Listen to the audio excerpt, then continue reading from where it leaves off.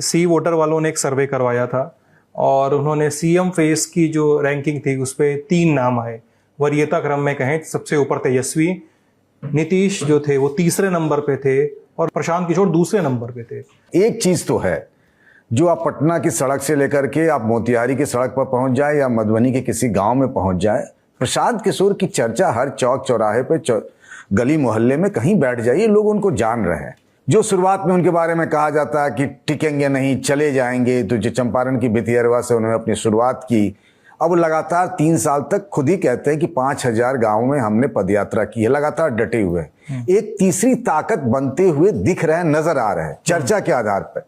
क्योंकि अभी तक उनकी कोई परीक्षा नहीं हुई है, कोई चुनाव नहीं लड़ा जन स्वराज पार्टी ने, तो हम ये भी नहीं कह सकते कि क्या होगा नहीं होगा। लेकिन हाँ, एक जो आई बॉल्स के हिसाब से देखें और जो चौक चौराहे पे बातचीत होती है, प्रशांत किशोर एक ताकत बनकर नजर आ रहे हैं, इसमें कोई दो राय नहीं। मैं आपको ऐसी कई सारी कहानियां बता सकता हूं कि फलाने आईएएस के या फलाने डॉक्टर के, फलानी पढ़े लिखे लोग के, उनके छोटे भाई या किसी के नाते रिश्तेदार इन दिनों पिछले काफी समय से पटना में प्रशांत किशोर के लिए जोर आजमाइश कर रहे हैं। लेकिन प्रशांत किशोर के आसपास अगर किशोर कुमार मुन्ना जैसे 2-4 अपवाद को छोड़ दें तो कोई बहुत बड़ा जो पिछले कई सालों से पॉलिटिक्स में हो, रवा हो चुका हो, खपा हुआ हो, इस तरह के नेताओं की भीड़ मुझे नजर नहीं आती। उनके आसपास प्रोफेशनल्स दिखते, बिल्कुल कॉर्पोरेट स्टाइल में उनके सारे कार्यक्रम होते हैं, आपको उस तरीके से उनकी इमेजेस वगैरह आती दिखेगी। ये जो आप सर्वे कह रहे हैं सी वोटर के, जिसमें तेजस्वी यादव सबसे पहले नंबर पर, उसमें कोई चौंकाने वाली बात मुझे नहीं नजर आ रही है। लेकिन दूसरे नंबर पर प्रशांत किशोर का नाम मुझे काफी चौंकाने वाला लगता है कि प्रशांत किशोर एक मुख्यमंत्री चेहरे के तौर पर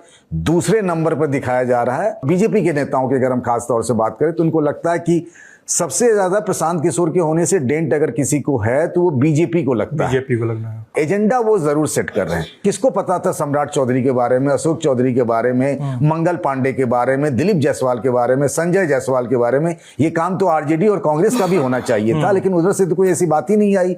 ये सारे मुद्दे जितने भी हैं, पलायन से लेकर जिस मजबूती से हाल फिलहाल के दिनों में प्रशांत ने उठाया है, वो तो उनकी पार्टी और उनके नाम की चर्चा तो है।